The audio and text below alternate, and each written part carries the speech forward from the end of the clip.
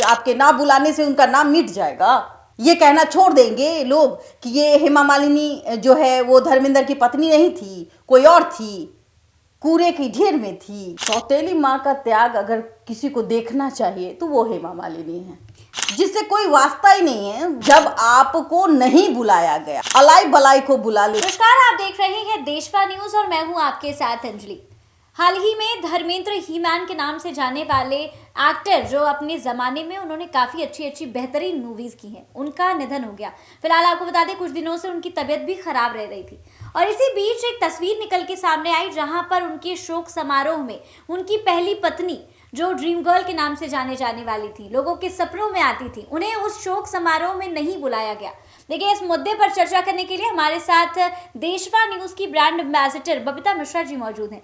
देखिए मैम, जिस तरीके से तस्वीरें सामने आई जहां पर शोक समारोह में दोनों बेटे थे, लेकिन जो पहली पत्नी थी हेमा मालिनी, जो काफी सुंदर रही हैं, काफी फेमस रही हैं, उनको नहीं बुलाया गया। क्या कारण लगता है? देखिए, अगर आज बात करूं तो ये सेक्रीफाइस दिखता है। हेमा मालिनी ने भाई ड्रीम गर्ल थी, उनके पीछे उस वक्त लाखों लोग दीवाने होंगे। उनकी खूबसूरती की चर्चाएं फिल्म जगत में होती थी, आज भी होती हैं, कितनी खूबसूरत हैं। और उन्होंने एक डिसीजन लिया और उस डिसीजन को एक्सेप्ट किया बहुत अच्छे से। और आज की बात करूँ तो ये चीज़ें देखने को कहाँ मिलती है कि भाई दूसरी पत्नी किसी के ज़िंदगी में आती है और वो जो है इतना सेक्रीफाइस करती है, पहली बीवी को मलाई खाने देती है। बिल्कुल, ये तो वही बात हो गई ना, शादी आपने की लीगली तरीके से तो वो पत्नी है ना। बिल्कुल बिल्कुल है, 2 बच्चे तो है ना, लेकिन वो अपने बच्चों के साथ रह गई।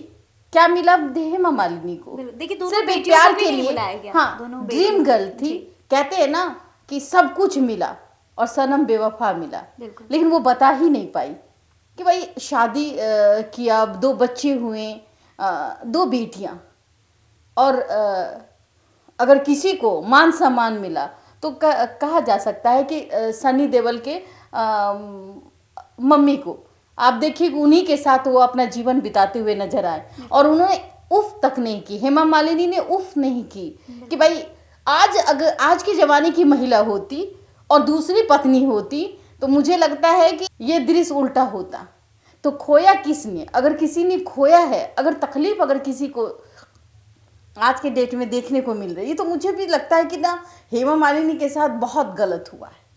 वो बताती नहीं है, वो कहती है कि हमें प्यार मिला, लेकिन वो कितनी रात रो कर गुजारी होगी वो हेमा मालिनी खुद जानती है। खुद जानते हैं। वो किससे अपना दर्द बताएगी?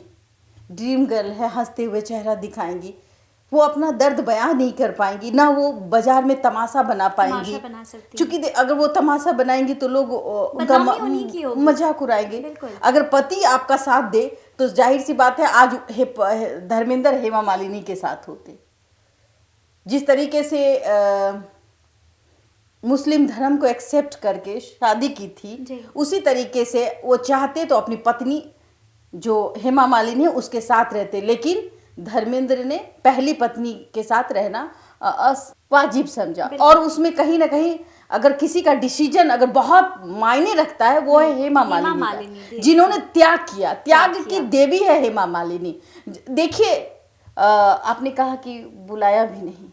इस वक्त एक उम्र का पड़ाव जिसमें जलन नहीं होना चाहिए और ये जलन साफ साफ दिख रहा है।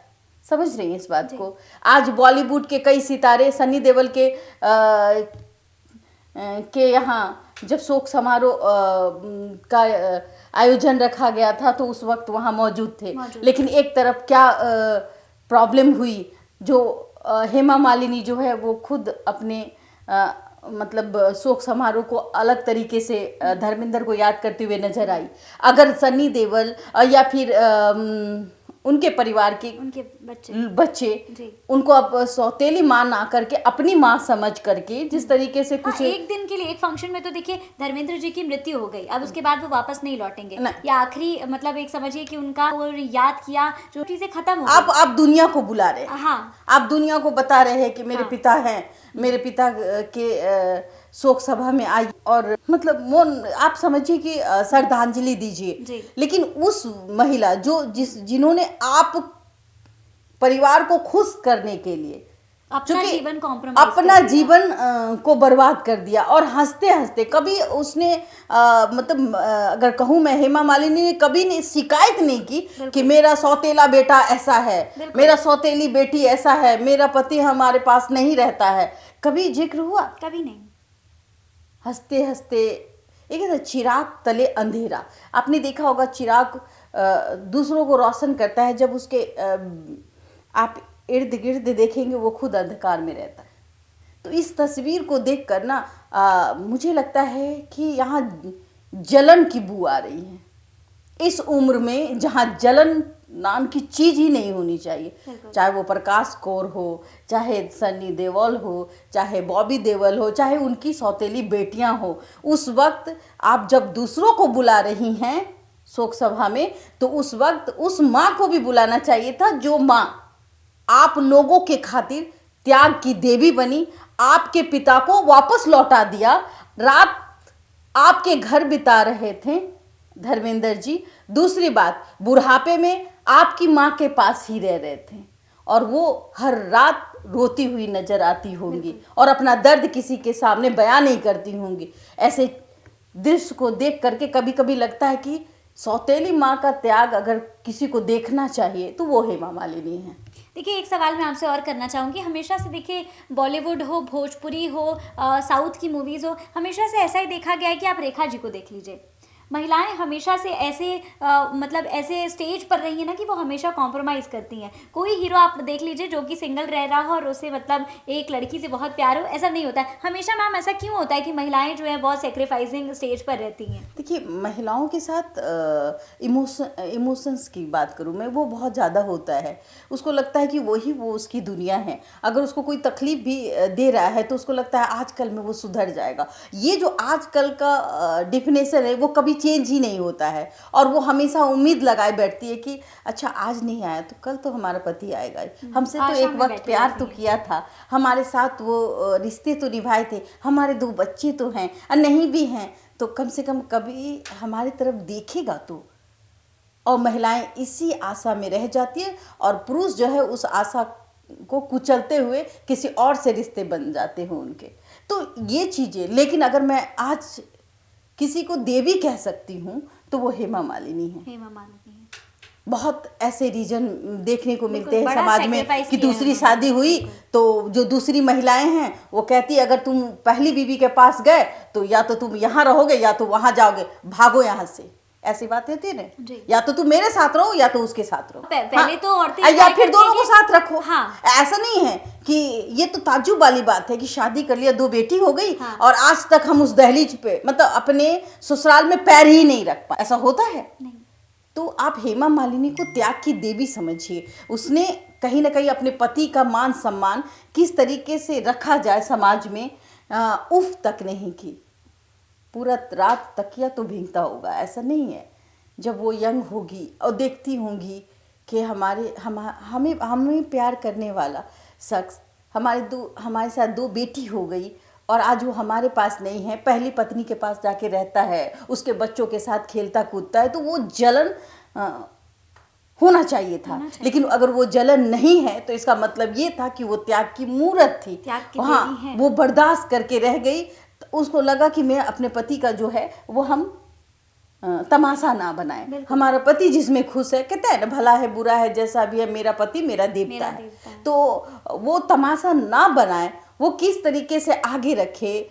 और बताइए आज के डेट में मैं बात करूं तो बेटियों की संस्कार अगर किसी के पास है तो कहीं ना कहीं हेमा मालिनी की बेटियों के पास है। बिल्कुल, कि उन्होंने अपने पिता की संपत्ति की तरफ देखा तक नहीं।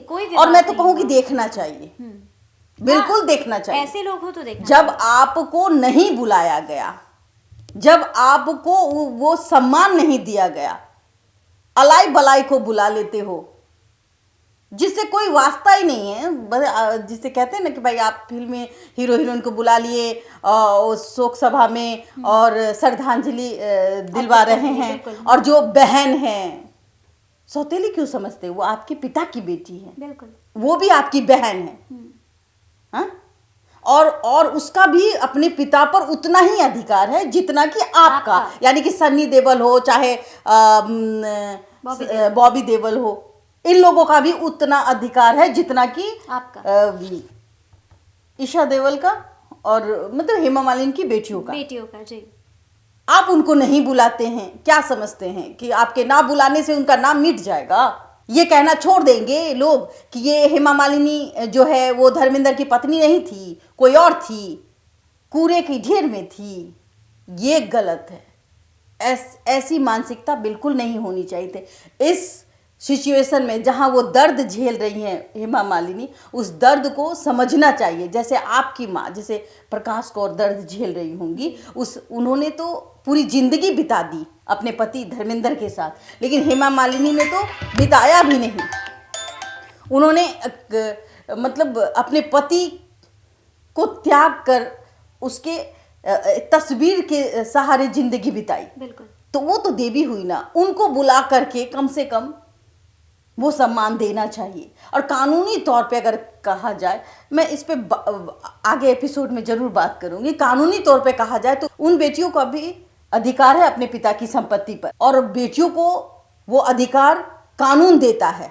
तो कानूनी तौर पे धर्मेंद्र की वो बेटी हैं, आप लाख उनसे अलग हो जाए, देखना पसंद ना करें, लेकिन कानून ने उसको इजाजत दी है। बिल्कुल। और उस संपत्ति में बेटियों का भी अधिकार है। हेमा मालिनी काफी महान और उनकी दोनों बेटियां भी बहुत महान हैं कि मतलब वो लोग कुछ नहीं बोल रही हैं, लेकिन फिलहाल आपको बता दें कि धर्मेंद्र जी अच्छा, एक बात बताइए ना, क्या मिला है हेमा मालिनी को? अगर देखा जाए, कहते हैं कि पहली पत्नी का प्यार छिना गया, हाँ, पहली पति ने दूसरी शादी कर ली, ठीक है। अगर दूसरी शादी कर लेते, आज हेमा मालिनी के साथ रहते, तो वो सिंपैथी, वो चीज़ें प्रकाश कौर के पास होती। हाँ भाई, पहली पत्नी को छोड़ दिया, देखिए दूसरी पत्नी के साथ ऐश मौज कर रहा है, पूरी जिंदगी बुढ़ापे तक जी लिया, अब इनको दरवाजे तक नहीं आने दे रहा है। एक रीजन आप देख लीजिए, अगर देखा जाए तो उदित नारायण का एक एग्जाम्पल ले लीजिए। पहली पत्नी बाहर है और दूसरी पत्नी आज रानी बन के रह रही है ना। ऐसे कुछ तस्वीरें तो देखने को मिल रही है, लेकिन यहाँ तो एकदम ऐसे उलट हो गया कि भाई शादी करने के बाद भी एक दूसरी पत्नी जो गम के अंधेरे में रह रही है और पहली पत्नी महारानी बन के ऐश कर रही है। इसी को कहते हैं नसीब, और इसको कहते हैं कि देवी, कि जिस तरीके से अगर कैकेयी ने भी खेल खेल दिया था अपने बेटे के लिए कि भाई हमें तो मेरा बेटा राजा बनेगा, या ये तो भाई रामायण में भी है ना, मेरा बेटा ही राज के गद्दी में बैठेगा, और राम को वनवास मिला। लेकिन यहाँ ना राम को वनवास मिला, ना कौशल्या वहीं की वहीं रह गई, और जो कैकेयी थी वो देवी बन के निखर आई, और वो है हेमा मालिनी। देखिए, बहुत अहम जानकारी बबीता मिश्रा जी ने हमारे साथ साझा की है, और ये तस्वीरें भी हैं जो सोचने पर विवश करती हैं कि आखिर हेमा मालिनी के साथ हुआ। वो भी चाहती तो अपने जीवन में बहुत कुछ कर सकती थी। धर्मेंद्र जी की पहली पत्नी के पास वापस जाने के बाद वो भी दूसरी शादी कर सकती थी, लेकिन उन्होंने अपना पूरा जीवन जो है धर्मेंद्र जी के प्रति समर्पित कर दिया। तो ये सोचने वाली बात तो है। फिलहाल इस खबर में बस इतना ही। ऐसी तमाम खबरों के लिए हमारे साथ बने रहें देशवा न्यूज़ पर।